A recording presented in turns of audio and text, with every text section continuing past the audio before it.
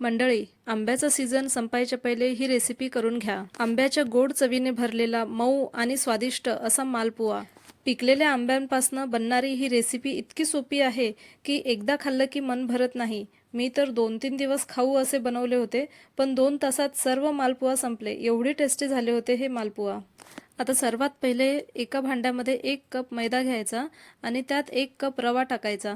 आता हे रवा आणि मैदा एखाद्या चम्मचने वगैरे असं मिक्स करून घ्यायचं. सर्व असं एकजीव करून घ्यायचं आहे. रवा तुमच्याकडे जो अवेलेबल असेल तो टाका. जाड असेल तर जाड टाका, बारीक असेल तर बारीक टाका, काही हरकत नाही. माझ्याकडे बारीक रवा होता तर मी बारीक रवा टाकला आहे यात. हे मिक्स करून साईडला ठेवायचं आणि आता आपल्याला एका आंब्याचं पल्प काढून घ्यायचं आहे.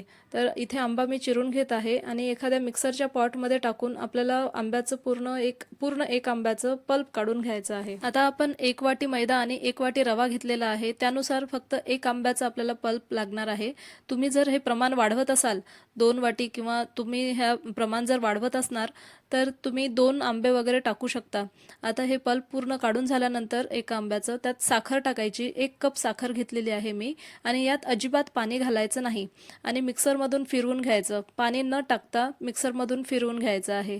पूर्ण एकजीव होईपर्यंत मिक्सरमधून ब्लेंड करून घ्यायचं आहे. आंब्याचा जो गर आहे आणि साखर हे सगळं एकजीव झालं पाहिजे. त्यात गुठळ्या बिलकुल झाल्या नाही पाहिजे.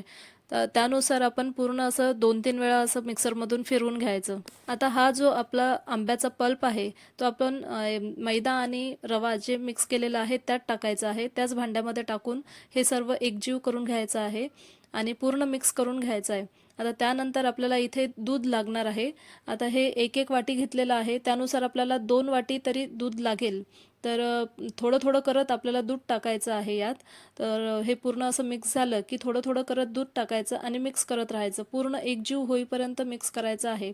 त्यात गुठळ्या बिलकुल झाल्या नाही पाहिजे, याची फक्त खात्री घ्यायची. आता हे जे मिश्रण आहे हे जास्त पातळ पण नाही झालं पाहिजे आणि घट्ट पण नाही राहिलं पाहिजे.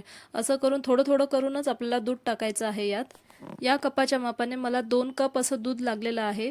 तर 2 कप ह्यात दूध लागतंच. हे पूर्ण आपण एकजीव करून आता 10 ते 15 मिनिट हे झाकून ठेवायचं आहे. यात जो रवा आहे तो रवा छान फुलून निघतो आणि आपले मालपुवे जे आहे ते एकदम सॉफ्ट आणि स्पॉन्जी असे बनतात. खूप छान बनतात. ह्याला थोडंसं 10 ते 15 मिनिट झाकून बाजूला ठेवायचं पूर्ण मिक्स झाल्यानंतर. हां, कोणाला जर दूध आवडत नसेल ह्यात तर तुम्ही पाणी पण टाकू शकता. फक्त टेस्ट थोडी बदलेल, बाकी काही नाही. दूध नसेल खात तर पाणीसुद्धा तुम्ही ह्यात ॲड करून मालपुआ बनवू शकता. ते पण छानच लागेल. हे बॅटर केवढं छान दिसत आहे ना, असं वाटत आहे यात येलो कलर वगैरे टाकला आहे की काय. एवढं छान आणि सुंदर असं बॅटर तयार झालेलं आहे आणि टेक्स्चर पण तुम्ही बघू शकता. असं एवढं असं टेक्स्चर ठेवायचं म्हणजे आपले मालपुआ हे छान बनतील. आता बघा 10 मिनिट रेस्टला ठेवलं होतं. आता हे असं फिरवून बघितलं, एकदम सॉफ्ट असं हाताला लागत होतं. खूप छान असं बॅटर आपलं झालेलं होतं. आता गॅसवर तवा किंवा पॅन गरम करायला ठेवायचं. त्यात तेल टाका किंवा तूप टाका.